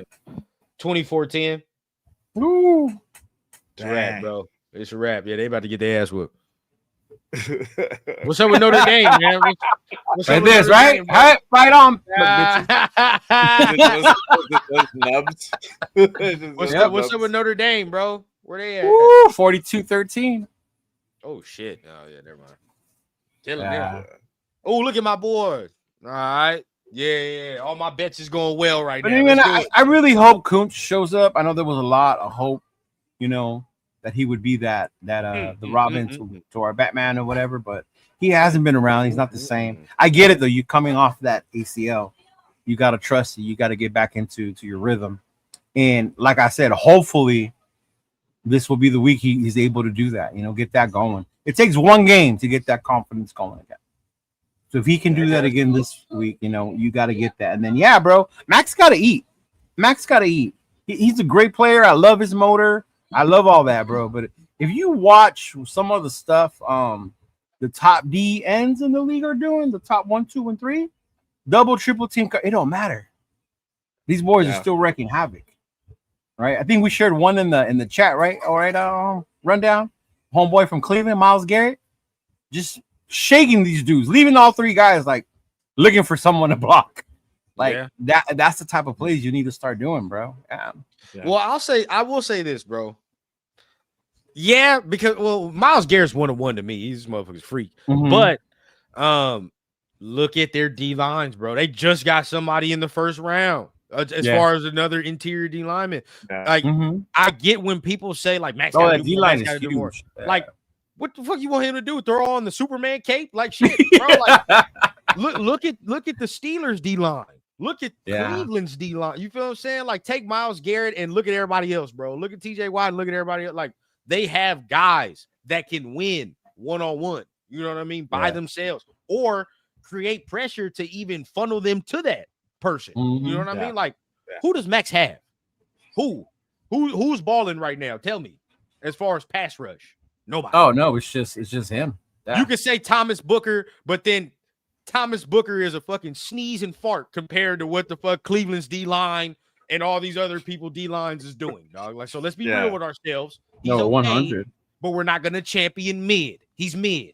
That's okay, right? But Max, bro, like Max is not as physically gifted as Myles Garrett, so I don't expect him to do that shit. Now he'll make his plays like he's been doing. He has his 1 or 2 a game where you like, oh shit, you know what I mean? Where he gets past the line. Now that play that he made against Washington, say if we were closer in the game, right? It was a good game, and he makes that play like he did behind the line of scrimmage. We looking at him different because we're like, oh shit, it's the fourth quarter. Oh shit, what a play! Or the shit he did against the Chargers caused the fumble. Right. If the game is closer, we're like, oh shit, you know what I mean? What a play! He's doing what he's supposed to do in the quarters he's doing it. But the problem is, for the first 3 quarters, the other 4 motherfuckers on the offensive line, we got to put on a milk carton because we're like, dog, where are they? Where's 51? Yes. Where is 69? Where's Adam Butler? Everybody was talking about. And don't even get me started on number 9. All of a sudden, all that, oh shit, Tyree about to have 8-9 sacks. That shit quiet down. Nobody says that no more. Remember when he had that sack and he flexed? All the Tyrees were like, there he is. Oh, my God. I think my girl got up and started cheering like, ain't seen them since. Fooled you. Hey, fooled you. That's like when you buy that lemon off the fucking car lot. That shit run good while it's on the lot. As soon as you take that shit off, out there by these people. you looking your goddamn exhaust and engine getting held together by gum and duct tape. So now this where we are, bro. That's Tyree. His engine is running thin right now. So I hope he continues. But as far as Max, bro, he the only guy that we got on the D line. The only way we cause pressure is to blitz. And that's what leaves us fucking hella vulnerable back there, how we getting killed in the middle of the field because we blitzing like 7 dudes. So that's where we are, bro. Yeah, exactly. So hopefully I think Max needs to start a little bit sooner and try something else to go ahead and get that penetration. I know his style is just like attack, and wear your guy down, and then you're starting to see that come to fruition in the fourth quarter. But he needs to find a way to go ahead and get that started earlier, somehow. It's unfair because he's the only motherfucker, but I mean, that's what it is. Yeah, and that goes and that's the bad thing, that the burden falls on him, and it sucks. But hopefully Lualu can bounce back. He's been playing okay, but he needs to definitely step it up. Booker, same shit. He's mid, but he needs to step it up as well. This is my disappointment, bro. This is where my disappointment is, bro. Really, like this is the player right here where I'm most disappointed in. I'm not even disappointed at Tyree because I didn't expect. No, I didn't expect shit from him. I did expect this right here, bro. Is where it's all disappointing because I haven't heard a peep, and he's been going against some rookies as of lately, and I ain't heard nothing. You know what I mean? Not a thing. Week 2, you have an excuse, kind of, right? Week 2 is an excuse because he's probably one of the better tackles in the league as far as Joe Alt. So okay, you know what I mean? But the other weeks. Like what? You know what I mean? We don't hear nothing. Not even week 1. I told you from week 1, Leo. I don't hear shit from Kuntz against Will Campbell? Nah, Yeah. nah, that's something's weird there. Yeah. Hey, shout out to my boy Elon. He just had a birthday this week, bro. Happy birthday, big Oh, guy. Hope you hey, enjoy bro. Happy birthday. it. Yeah. Salute to you, Happy brother. birthday, For bro. sure. Happy sure. birthday. Big We probably gonna get into fully, but you know, I'm okay about it. I got family here talking shit, so I got to get on my P's and Q's and really get right. So I think I feel better. Yeah. Let's go ahead and jump over to the keys to victory and score predictions. I think the Raiders got to do to go ahead and get the dub tomorrow.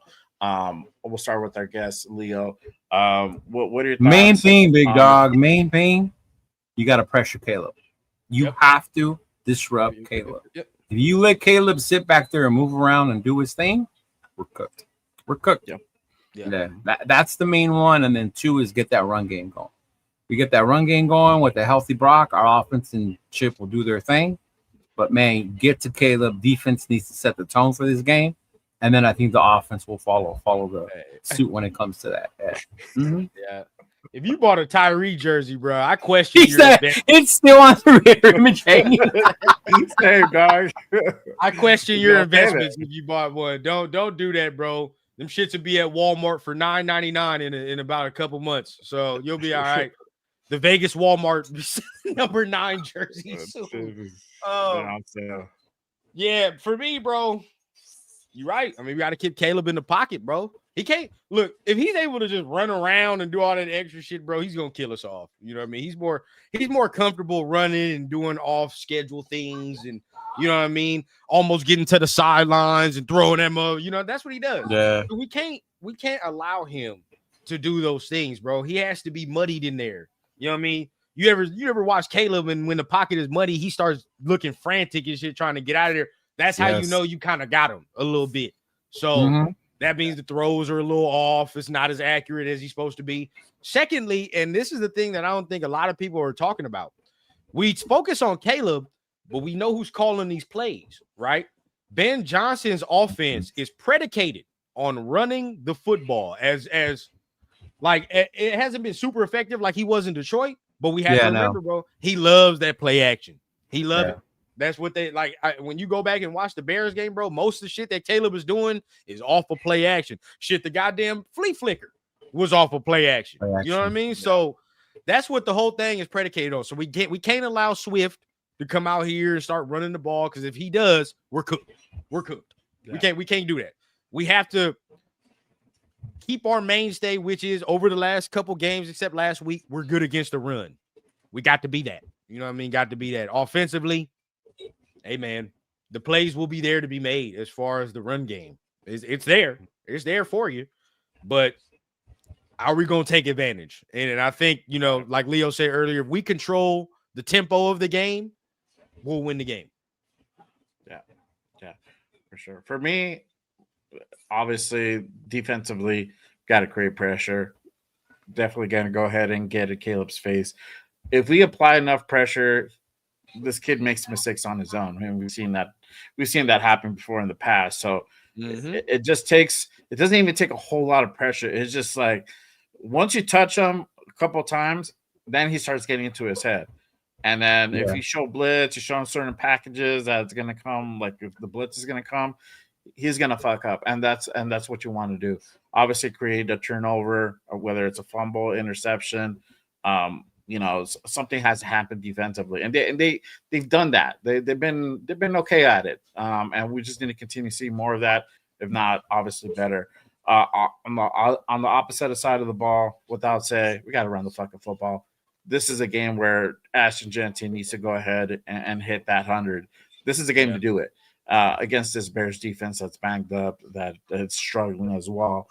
Offense, I mean, Brock has to do his thing. Gino. As much as pains me to say, he has to be patient, and he has to go ahead and try and find his guys, find his reads. When Gino gets flustered and he gets sacked a couple of times, and it's natural, he tends to go ahead and just abandon the pocket because you don't trust your own line. You don't trust your own line, and we've seen that happen. And you know, I think if you give Gino time, if you give him 2 seconds, he's going to go ahead and find his guy.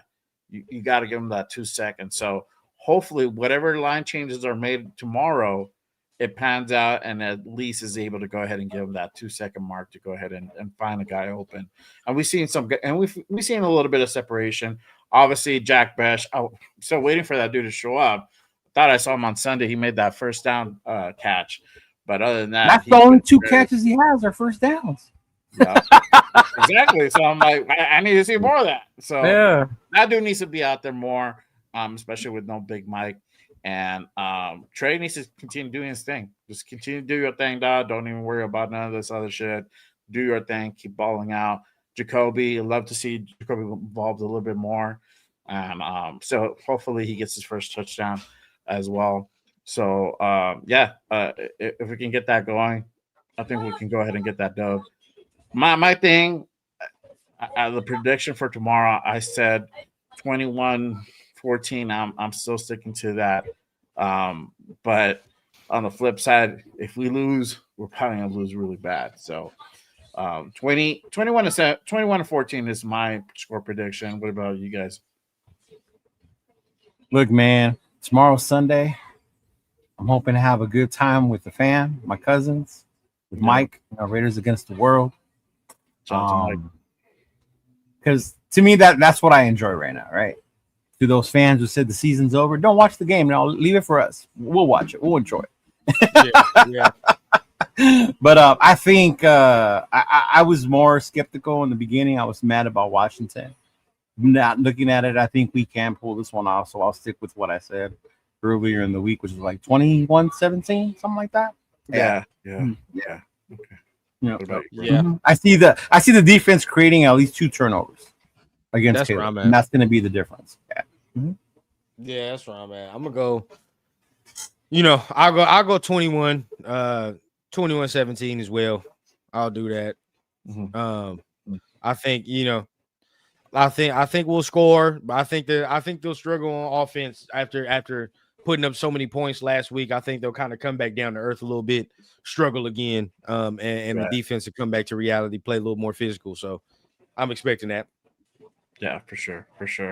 I'm gonna go ahead and answer this question by Yaya. He said, "How much of the season is on the line?" I think a big majority of it is on the line because going 1-3 is different than being 2-2. And if you're 2-2, we could still make something out of the season. I'm not expecting much out of this team personally. My magic number is still 8 and 9, and with these 2 other guys, they're right about the same range as well. I know there's people out there that are like, "Hey, we're gonna go ahead and go 12-5." That's cool, respect. That's wild. But for me, realistically, I don't see that happening, especially the performance we've been giving the last 3 weeks. So I think to your point, it depends on your expectations. Yes. What were your expectations, right? We won 4 games last year. I think I had us at like 7, maybe 8 wins. If we lose, we could still do it. There's games out there. Yeah. What I will say though is if we are 2-2 after week 4, it looks better than probably most of us thought. When you look at who we played, the Commanders, most of us had us losing that way anyway because we didn't know JD5 was out. All right. The Charger one was, hit or miss, flip coin toss. Yeah. So if we can be 2-2, it'd be dope. 1-3, I don't think it's over, but when you look at who's coming up, it makes those other games. Those are the ones you better win. Like if we lose this one, we better win against Tennessee. We better win against Jacksonville. Yeah. Well, then this is the thing though. Like it depends how it looks, right? Like 1-3 is bad, yeah. But see, I wouldn't expect the playoffs anyway. So it's like, games that's cool, But it depends how it looks, right? If we come out here and we play as competitive, say we lose by 3 points, maybe. But ball just didn't bounce our way. Okay, you know what I mean? All right, fine. You can live with it. It's gonna sting. We're gonna be pissed off, but we see improvement. But if we come out here and get stomped out, right, and we lose like how we did last week, Oh no, we can't be confident in no fucking game. Not even Tennessee. No. Not even Tennessee, dog. Because Tennessee has the defense to mess with us, dog, and their defense is low key better than the Bears. So it's like the season's gonna go down the toilet quickly if we get our ass whooped. But I need us to look physically better. Now, if you're like hoping for playoffs, this is a must win. If that's the case. Oh, if you're hoping for playoffs, This is a must win. If you just want to see improvement, then that's different. But if you're one of those out there that's like, no, we're gonna make the playoffs and all that, then yeah, this is a must win for sure. Yeah, for sure. Really quick shout out to over 120 in the building. Appreciate you guys pulling up and tapping in with us on this Saturday morning. If you guys haven't done so already, make sure you guys hit that like and subscribe button on all the channels. I got Leo's pinned down in the description down below. If you guys are next, hop on over to YouTube and hit that subscribe button for sure. We're going to go ahead and move on to our final segment of the show. We're going to go ahead and move on to meet our guests, the spotlight, meet our guests.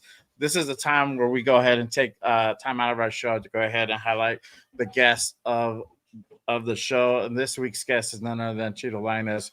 So let me go ahead and kind of start from the beginning. Let me ask you this, brother. How long have you been a Raider fan? What made you fall in love with the silver black? Oh, since I was a kid, bro. I'm from LA. So when they were here, I grew up like in the Los Angeles Raiders from that Super Bowl with Marcus Allen.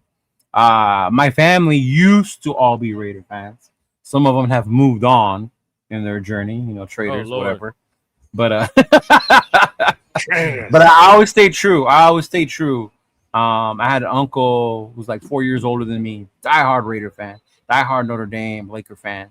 And to me, it's kind of like to keep on that tradition, how he raised us. I got together for games. He took me to games as a kid. So that's why I try to do with Noah the same thing, bring him up that way. And just keep the whole Raider thing going. Even when they moved to Oakland, I still stayed a Raider fan. I was opposite of them. Oakland was mad when they came to LA or when they left to go to Vegas. I was mad when they left LA and went to Oakland. Yeah, me too. I remember that. Yeah, but then I got over it. I went to Oakland, checked out the atmosphere. It was dope, But yeah, man, to me, it's been a kid since I was a kid. It'll never change. I've had other players that I've liked, but I've only always liked just, one team. Even though John might tell you different because I was cheering for the Steelers for a while, but that was different. That's because they had Jerome Bettis, man. I wanted him to get a Super Bowl. Yeah, that is true. Yeah. Let me ask you this. Obviously every diehard fan has one. Who's your all-time Raider, favorite Raider? And also, who's on your Mount Rushmore, on your Raiders Mount Rushmore? And you can give players and coaches. My all-time favorite Raider, obviously, is Tim Brown. He went to Notre Dame, so I'm playing Notre Dame. He became a Raider, was a Raider for years. So for the longest, I was like the only player jersey I would get was Tim Brown. Yeah. So Tim Brown's always been my favorite. Although as a kid, I liked Marcus and Bo, right? Because the running back, especially Bo. But to me, my favorite player has got to be Tim Brown. Mm-hmm. But like Rushmore, like 5 favorite overall, like all time. Yep. Ooh. For me, because of the generation I'm from, where I grew up, Howie Long, Tim Brown, Charles Woodson, obviously, right? Oh man, She would. Tom Flores. Tom Flores. The whole Latino background kid, things like that. Yeah. And then I guess the other one for me, man, would be I don't even. This is gonna sound crazy, but I loved Khalil Mack. I really did. Khalil Mack just made me a believer, even though Carr had that offense going, and I was a big Carr fan. But Mack was just one of my favorites because I love defense and the way he played. One of my most favorite plays to this day is that interception. We tipped on Cam.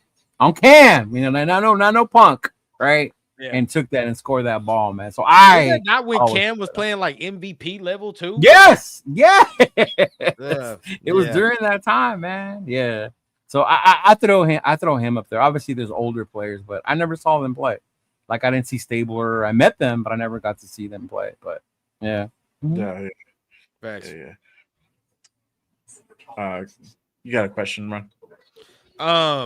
Well, shit, me and Leo talk all the time, so we already know what time it is. But as far as your content journey, man, how's that going so far? What's been fulfilling to you?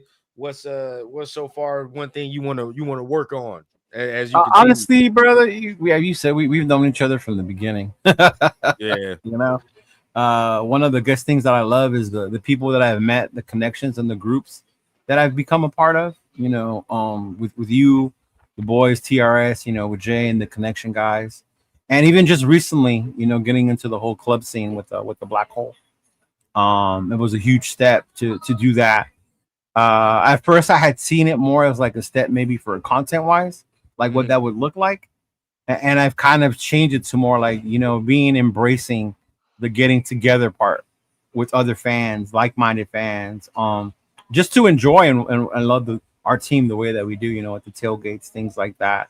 As far as the content, I just love coming on here to talk about football and the Raiders. Like you said, we watch college ball. Our chats always be blowing up about teams, other teams, things like that.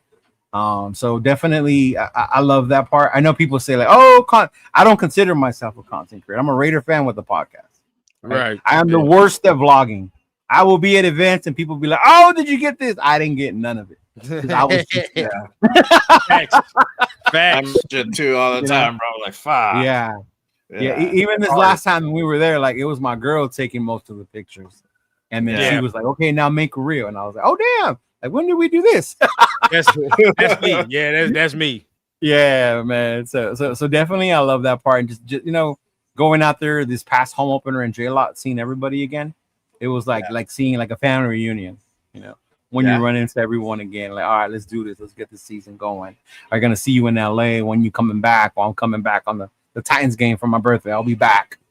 Yeah. Things like that. So to me, it's just about, the nation coming together. And I was supporting our team. We may sit up here and call them dumb, stupid. What are we doing? We're tired of it. But we're never going to stop watching on Sundays. Right. We're never going to stop yelling Raiders. And I think that's the part a lot of people don't get when it comes to the Raider Nation. Yeah, for sure. I said earlier in the beginning of the show, you're probably one of the busiest man out in the space. What do we look out for? What should we look out for from Chidolinus?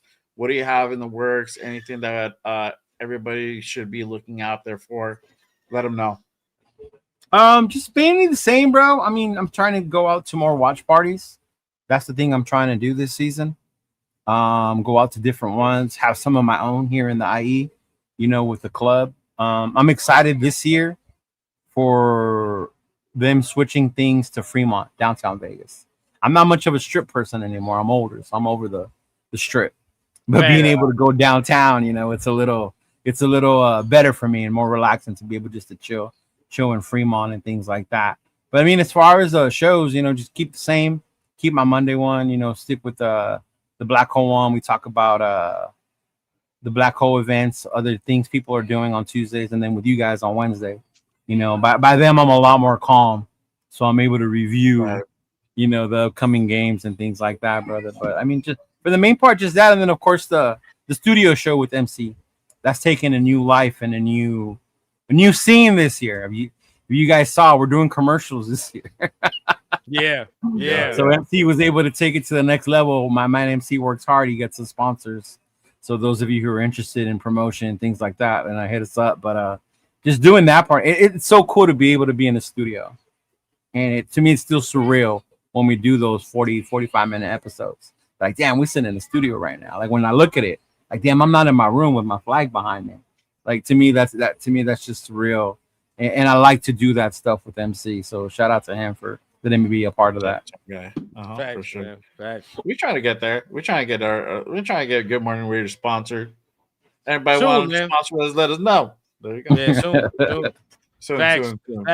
Facts. Elon. Cheeto is Hollywood, bro. Cheeto is Hollywood. He's the first Hollywood before Jeff. Jeff's on another level now. That motherfucker's on CBS. Yeah. Jeff on TV. So. Yeah. Jeff on TV. I'm like, oh shit, okay, bro. I know. Depending if I move my seats, I might be lower, so you might see me on TV for my birthday. Fire. There you go. Yeah. That's what's up. That's what's up. But hey, man, appreciate you pulling up and tapping in with us and talking some Raider football this morning. Hey, anytime, fam. It's a great show you guys Yeah, have here on hey, Saturdays. man. Honestly, bro, I give a lot of credit to you. None of this honestly wouldn't have been possible without you, bro. You gave me my start. You helped me out and really getting into this space, and I appreciate you for it, bro. That's why I call you brother, man. So thank you. That's what it's for about, everything man. you do, Bringing bro. each other up. Yep. Yes, sir. 100%. Yes, sir. Yeah, man. But we had to run it back. 1/3 of the TRS, and then we never rocked. All three of us haven't rocked it like this, so we definitely had to do it up. So great show for sure. But I also want to go ahead and thank everybody that pulled up with us. We have 126 in the building. Appreciate you guys tapping in. Everybody on X, salute to you guys. If you guys haven't done so already, make sure you guys head on over to YouTube, hit that like and subscribe button. And if you are new and you guys are on the channels, hit that like and subscribe button. It does really go ahead and go a long way to go ahead and support all the shows and get our shows out there in the YouTube algorithm. So appreciate everyone pulling up. Make sure you guys, as always, tap in next Saturday to another episode of Good Morning Raiders. You already know, same bad time, same bad channel with us. So make sure you guys go ahead and pull up for that 1:10 a.m. Pacific on the West Coast. And obviously, the Raider Connection going down every damn Wednesday, 7 p.m. We're going to rock it back. We actually have a special guest this Wednesday coming up. We have none other than the Violet himself. He's going to pull up. He's going to pull up in the building. So make sure you guys go ahead and tap in for that one. That's going to be a fire show for sure. But other than that, that is our time for today. We will see you guys next Saturday for another episode of Good Morning Raiders. Until next time. Real quick, next week we got the rundown next week on Wednesday, 6:00 as well. Y'all know that. I might do something on Friday. It's my birthday next week, so I might do a birthday stream. I might not. Who knows? But other than that, we'll see. Tap birthday in. Stream. Let's go. We all jump. Oh, that's right. Yeah. It is your birthday next week. So. Yeah. Oh, one last thing. Yeah, next weekend. Those of you who cross the border, Rosarito Takeover. I will be in Rosarito next weekend. That's cool. We'll be doing a takeover party on Saturday, then a watch party on Sunday at Papa's and Beer in Rosarito. So we will be live streaming the show Saturday, and we will also have Lincoln Kennedy in the building. So that'll be fun. Yeah. Nice. I've been to Papa's and Beer in a very long time. So, man, no, it's still lit, bro. It's still lit. Mm-hmm. Oh, yeah. I bet. It's Rosarito, bro. Yeah. Rosarito's always lit for sure. Hey, make sure you guys go ahead and tap be into safe that. out this mug, man. Yes, sir. We'll see you guys next time. As always, Just Raiders, baby. Go Raiders. Tomorrow we're going to get that dub. Y'all already know what time it is. But we'll see y'all next time. Peace.